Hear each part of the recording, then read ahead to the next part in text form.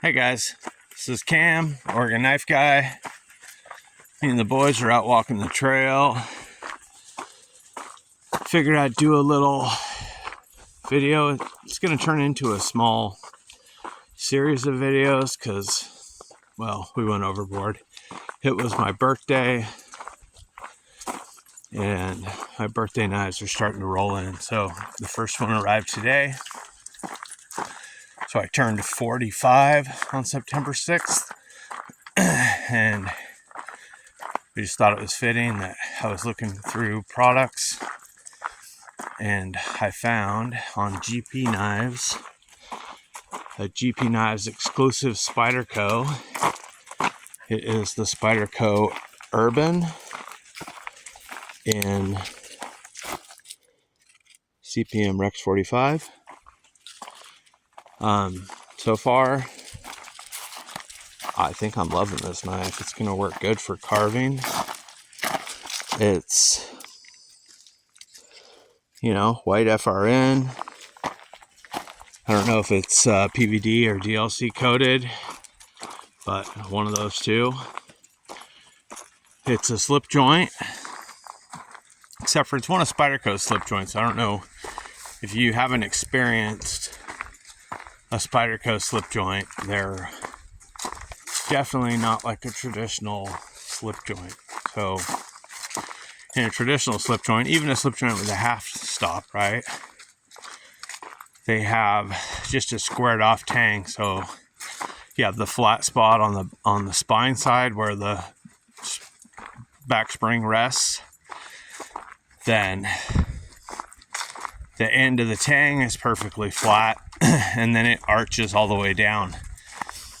Well, so it's smooth to open to the half stop in that nice radius, and then it hits a flat stop or a half stop, which the back spring levels out on it and stops it. Well, Spyderco does this thing where they put a little hook on their back spring, a little nub, and a little indent in the tang itself, so that it's kind of like a worn out back lock. I don't know if you've ever had a Buck 110 that got used over and over and over again until the squared off part of the lock bar kind of got rounded at the corners and it would go in, and then you would pop out. Well, this is like that. So it clicks to half stop. Going open is really easy. Once you start to close it, so it takes quite a bit of pressure to get it to snap off. And then once it does, from the half stop, it's actually very difficult to shut from there. I mean, not like breaking a lock difficult, but definitely more than traditional back spring difficult. So let's say on the open, it's like, I don't know, as far as gauging the weight, it's probably a 6, and then from half stop to open, it's like a 5. But then when you close it, to break off of open, it's like an 8, and then to go from half stop, it's like a 10. It's awesome.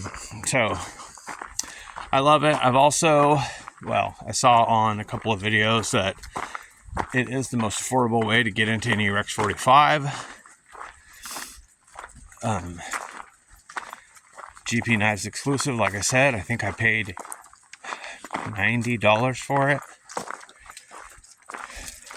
I think it was like $90. I was going to get the Metropolitan, which has a little bit of a bigger blade, and it's an M398. I think that it is, I think it's they're both made in Italy, possibly same factory. I don't know which one of the Italian knife makers makes them. Probably Lion Steel, as Spyderco has, a pretty good tie with Lion Steel.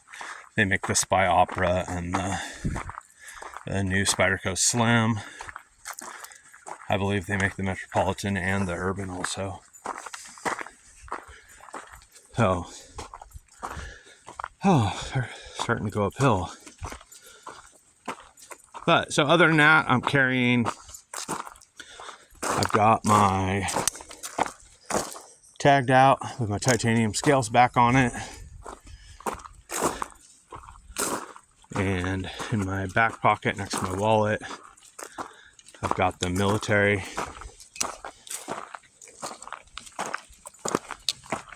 few whittling knives. I've got my Wussin home pen knife. I've got my Winchester Dogleg Whittler, made by Queen, 1997. In my front left pocket, I've got my GC 29 Stockyard Whittler.